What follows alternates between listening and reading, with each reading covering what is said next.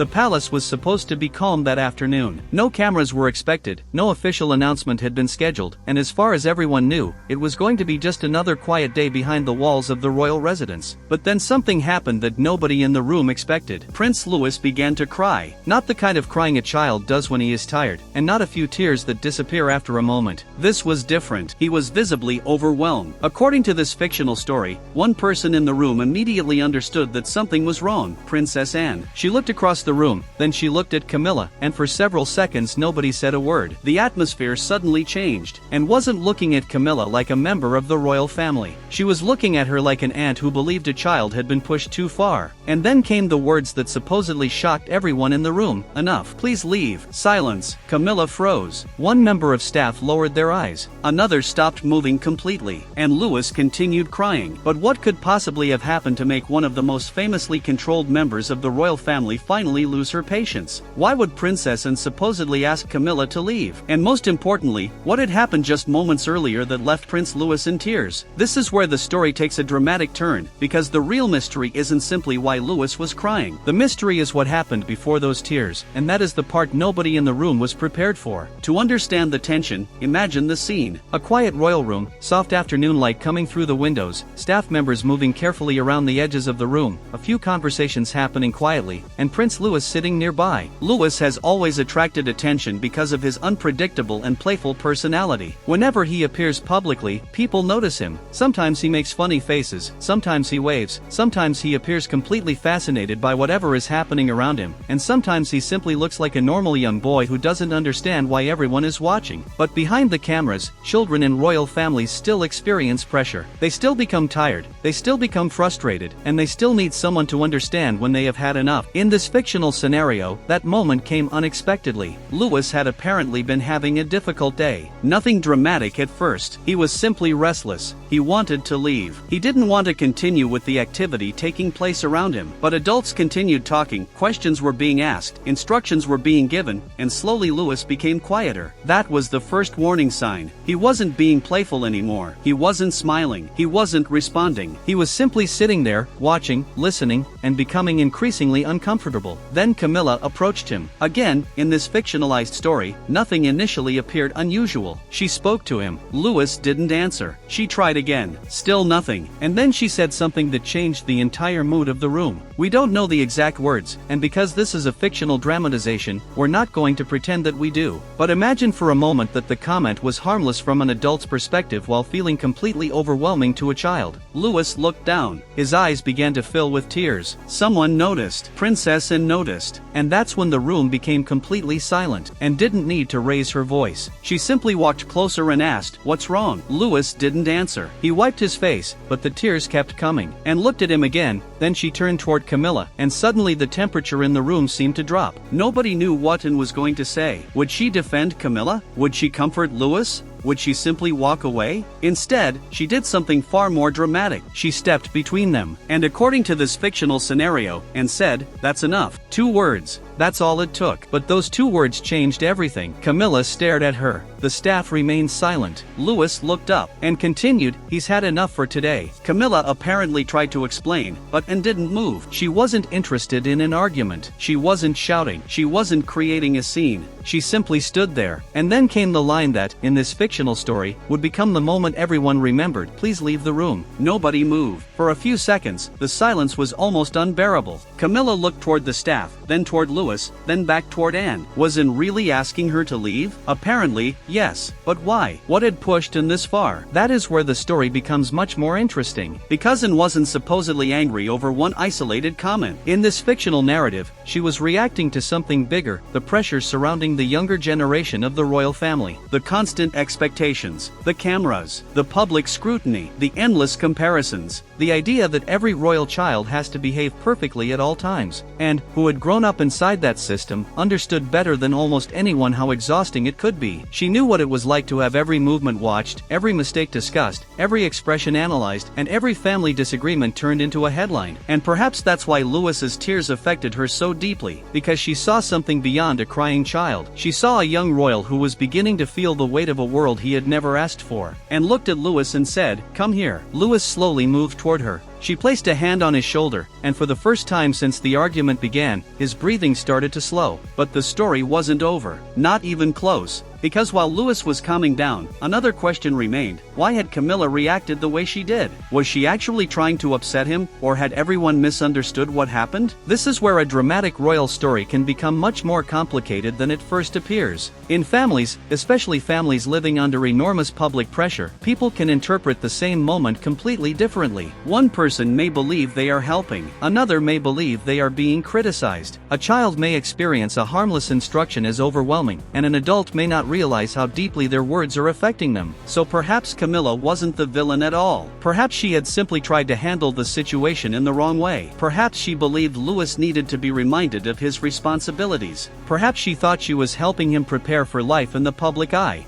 And may have seen something different. She may have believed that the child needed comfort before discipline, and that difference in philosophy could explain the confrontation. Imagine in saying, "There's a time to teach him." She pauses, "And there's a time to let him breathe." Camilla says nothing, and continues, "Right now, he needs to breathe." The room falls silent again. Louis looks toward Anne. His tears are slowing, but then something unexpected happens. He speaks, only a few words, but those words reveal how overwhelmed he really is. "I just wanted to go." Anne looks at him, and suddenly her expression softens. "Then you should have been allowed to go." That sentence becomes the emotional heart of the fictional story, because sometimes children don't need another lecture. They don't need another instruction. They simply need an adult to recognize when they've reached their limit. And perhaps that was the real reason Anne became so protective in this fictional scenario. Not because she hated Camilla, not because she wanted to create a royal feud, but because she believed Louis had been pushed beyond what he could handle. Still, the situation wasn't finished, because now Camilla had a decision to make. Would she leave? Would she argue? Would she defend herself? Or would she apologize? For several seconds, nobody knew. Then Camilla reportedly took a breath. She looked toward Louis and, in this fictional story, said something unexpected. "I didn't mean to upset him," and didn't respond immediately. Instead, she looked at Louis. "Did you understand what she meant?" Louis nodded slightly. "But I didn't like it." And nodded. "That matters too." And that line changes everything, because it introduces an important truth. Understanding someone's intention doesn't erase the impact of their words. Camilla may have meant one thing, Louis may have felt another. And Anne, standing between them, was trying to protect the child from becoming trapped in an adult disagreement. The royal family has always had complicated expectations around behavior. Young royals are expected to be polite. They are expected to remain calm. They are expected to understand protocol. They are expected to behave properly in public. But how much pressure is too much? And when does discipline become overwhelming? That's the question at the center of this fictional story. Louis wasn't crying simply because he was being told what to do. He was crying because, in that moment, he felt that nobody was listening. Anne listened. That's what changed everything. She didn't ask him to explain himself perfectly. She didn't demand that he stop crying. She didn't tell him to behave. She simply stayed there. And slowly, the tears stopped. But outside the room, something else was happening. Staff members were beginning to wonder what had just happened. Why had the mood changed so suddenly? Why had Camilla left? Why had Anne become so protective? And would this remain private, or would rumors eventually reach the public? In a royal household, privacy can be surprisingly fragile. One whispered conversation can become another. One misunderstood moment can become a rumor. And one rumor can become a headline. That's why the next part of this fictional story is perhaps the most important. And reportedly wanted one thing above everything else: silence. She didn't want anyone discussing the incident. She didn't want staff gossip. She didn't want stories spreading. And most importantly, she didn't want Louis to believe that he had caused a family conflict, and understood that children often blame themselves for arguments between adults. So she made sure Louis knew something. "This isn't your fault." Those 4 words might have been the most important thing anyone said that afternoon. Louis looked up and smiled. "Go get some rest." He nodded, and finally he walked away. But Anne remained behind. She knew the adults still had unfinished business. Camilla was waiting. The tension was still there, but something had changed. The anger had disappeared. What remained was something much more complicated: concern. And reportedly looked at Camilla and said, "We can't forget their children." Camilla nodded. "I know." And continued, "Then sometimes we have to protect them from the things we think they should already understand." Camilla didn't answer. For a moment, both women simply stood there. 2 members of the royal family, 2 generations, 2 very different approaches to duty, and 1 child caught in the middle. But perhaps perhaps the biggest misunderstanding was this, and wasn't necessarily defending Louis against Camilla. She was defending Louis against pressure. And that distinction matters. Because when people imagine royal drama, they often imagine shouting, arguments, doors slamming, and family members turning against each other. But real tension can be much quieter. Sometimes the most powerful moment is when someone simply says, enough, and everyone understands what it means. That's why this fictional royal scenario becomes so intriguing. It isn't really about Camilla. It isn't really about Anne. And it isn't even really about Louis. It's about what happens when tradition meets childhood, what happens when royal expectations collide with human emotions, and what happens when someone finally decides that the child comes first. Now imagine the story becoming public. The British public wakes up the next morning. A mysterious rumor begins circulating, royal family tensions, Princess Anne furious, Prince Louis upset. People begin asking questions. What happened? Why was Camilla supposedly asked to leave? Why did Louis cry? Was there an argument? Was there a disagreement over how the young prince should be treated? And most importantly, was Princess Anne protecting him from something bigger? Social media explodes. Some people defend Anne. Others defend Camilla. Some say the entire story has been exaggerated. Others claim it reveals something deeper about life inside the royal family. And that's where the story becomes dangerous. Because once the public starts filling in the gaps, the truth can disappear beneath speculation. One person says Anne was furious. Another says Camilla was offended. Someone else claims Louis was frightened. Another says he was simply tired. And before long, everyone has their own version. But in our fictional story, Anne refuses to feed the rumors. She doesn't make a statement. She doesn't explain herself. She simply continues with her duties. And perhaps that silence is what makes people even more curious. Because when someone says nothing, people often assume there is something to hide. But maybe there isn't. Maybe the silence exists because some moments simply belong to the family. Maybe Anne believes not every disagreement deserves to become a public spectacle. And perhaps that's the real lesson behind the story. The royal family may live in public, but they are still a family. They still have disagreements. They still have misunderstandings. And children still need protection from adult problems. Later that evening, in this fictional narrative, Louis is calmer. He is back with his family. The earlier tears are gone. He is laughing again, and checks on him one final time. You feeling better? Louis nods. Good. Then he says, thank you, and smiles. For what? Louis answers, for listening, and pauses. And that simple moment explains everything, because perhaps that's what children remember. Not the arguments, not the rules, not the royal protocol. They remember who listened when they were upset. They remember who believed them. They remember who made them feel safe. But what about Camilla? Would she forgive Anne? Would the relationship between them change? Or would they eventually understand each other? In this fictional story, the answer is surprisingly human. Camilla later approaches Anne. No cameras, no staff, no public,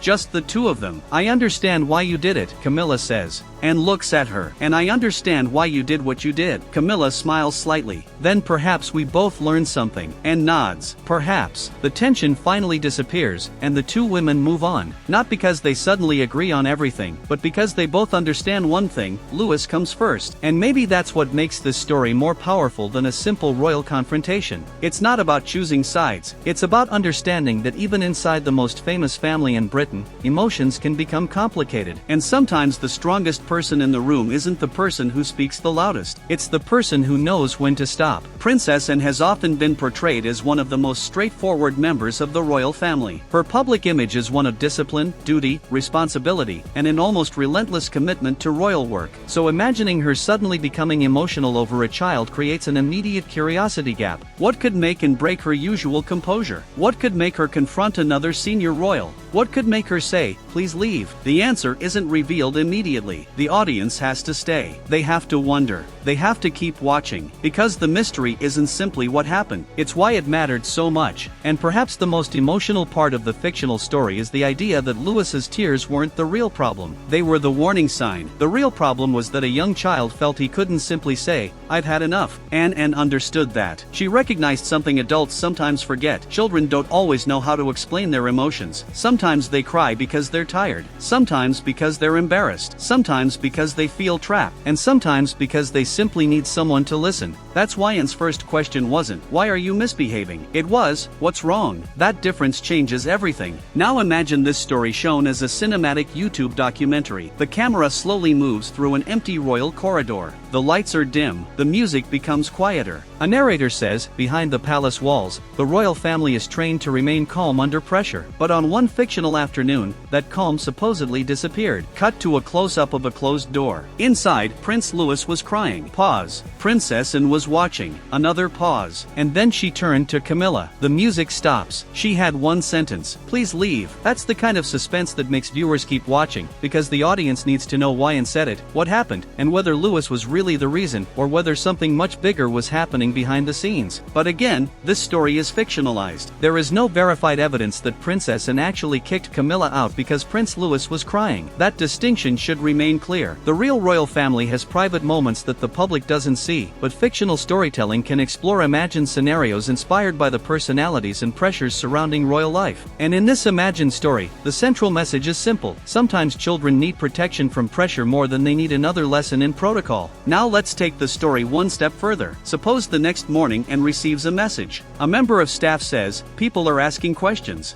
Anne looks up. What questions? They heard there was a disagreement. Anne sighs. Of course they did. The staff member hesitates. Should we say anything? Anne thinks for a moment. No, nothing? Nothing. Why? Anne looks toward the window and says, because not everything that happens in a family belongs to the public. That sentence would become one of the strongest moments in the story, because it reflects the strange reality of royal life. The public wants answers. The media wants details. The internet wants drama. But families need privacy. And sometimes silence isn't evidence of a scandal. Sometimes silence is simply silence. Still, the rumor continues. People begin discussing the supposed disagreement. Some call it a royal feud. Others call it a misunderstanding. And some ask whether Anne has become increasingly protective of the younger royals. But the story never confirms those theories, because perhaps there is nothing more behind it. Perhaps the fictional incident was simply one difficult afternoon, one emotional moment, one misunderstanding, one child who cried, and two adults who eventually realized that they were both trying to help. That is what makes the ending different. Instead of a huge royal war, there is understanding. Instead of permanent division, there is reconciliation. Instead of another scandal, there is a lesson. And the lesson is this: even royalty cannot escape ordinary human emotions. They can have titles. They can live in palaces. They can appear perfectly composed in public. But behind closed doors, they can still be parents, grandparents, aunts, uncles, and children. They can still misunderstand each other. They can still say the wrong thing. They can still regret it. And sometimes, they can still cry. That is what makes Prince Louis's fictional moments so powerful. The crown doesn't make someone emotionless, and being born royal doesn't mean being born ready for every expectation placed upon you. Louis will eventually grow older. He will face more cameras, more attention, more expectations, and more public appearances. And perhaps the most important thing he could learn isn't how to behave perfectly. It's knowing that he has people around him who will listen, people who will tell him when he's wrong, but also people who will tell him, you're allowed to be tired, you're allowed to be upset, you're allowed to ask for help. And maybe that's what Anne was really protecting in this fictional story. Not Louis's reputation, not the family's image, his childhood. Because once childhood is gone, you can't get it back. And that is why the imagined confrontation between Anne and Camilla becomes so emotional. At first glance, it sounds like a royal feud. But underneath the drama is something much more human: a child crying, an adult misunderstanding, another adult stepping in, and eventually everyone realizing that they were looking at the same situation from different sides. The final scene is quiet. No shouting, no cameras, no reporters. Justin standing near the doorway. Louis has already left. Camilla is preparing to leave as well. She turns around, and looks at her. I really didn't mean to upset him. And nods. I know. A pause. And I'm sorry I lost my temper. Camilla smiles. So am I. And looks toward the hallway. Then we're even. Camilla laughs softly, and the tension is finally gone. The door closes. The palace becomes quiet again. But the fictional story leaves one final question for the audience. If you were in Anne's position, would you have done the same thing? Would you have stepped in when a child began to cry? Would you have told an adult to leave? Or would you have handled the situation differently? Because that's the question that turns a story into a conversation. If this fictional royal drama made you think about what really happens behind palace walls, then don't just watch and leave. Tell us what you think. Was Anne right to protect Louis? Was Camilla misunderstood? Or was the entire situation simply a misunderstanding between two adults? Comment, and if you think the child should always come first. And if you want the next fictional royal mystery, subscribe and stay with the channel. Because sometimes, the biggest royal stories aren't the ones that happen in front of cameras. They're the ones that could happen behind a closed palace door. And sometimes, one sentence is is enough to change everything, please leave. But the real question remains, what happened before those words were spoken? That is the mystery. And perhaps that is the part of the story Britain would never forget.